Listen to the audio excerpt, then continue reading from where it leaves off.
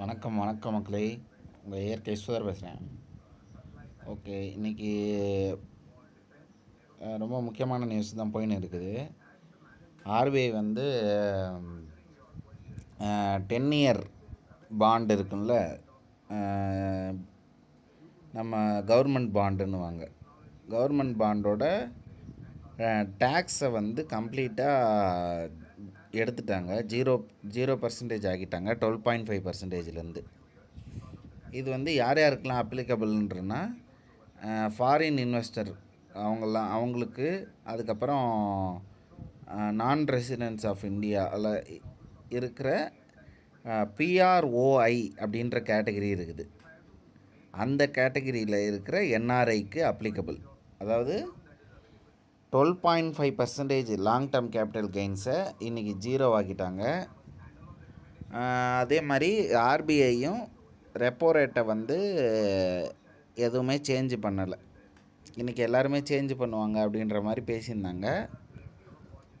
ஆனால் இன்றைக்கி வந்து எந்த சேஞ்சும் இல்லை. ரெப்போ ரேட்டை பொறுத்தளவு அதே தான் மெயின்டைன் ஆகுது. அதே மாதிரி 10 இயர் 30 இயர் பாண்டு 20 இயர் பாண்டுலாம் 0% டேக்ஸை வந்து ஆக்கிட்டாங்க அப்படின்றது ஒரு நல்ல விஷயம். ஏன்னா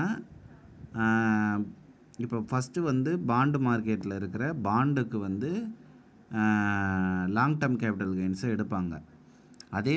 அதை தொடர்ச்சியாக ஈக்விட்டி ஷேர் மார்க்கெட்டு ஸ்டாக் மார்க்கெட்லேயும் 12.5% இருக்கிறத 0% லாங் டேர்ம் கேபிட்டல் கெயின்ஸை ஆக்குவாங்க.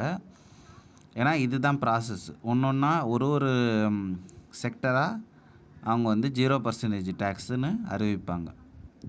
இந்த மாதிரி அறிவிக்க தான் இந்தியன் எக்கானமிக்கு வந்து ஃபாரின் ஃபண்ட்ஸ் வந்து அதிகமாக வரும் அப்படின்ற ஒரு விஷயங்கள் இருக்குது. இன்றைக்கி தான் எனக்கு தெரிஞ்சு ரொம்ப வருஷம் கழித்து இந்தியா ரொம்ப நல்ல மூவ் எடுத்து வச்சுருக்கு.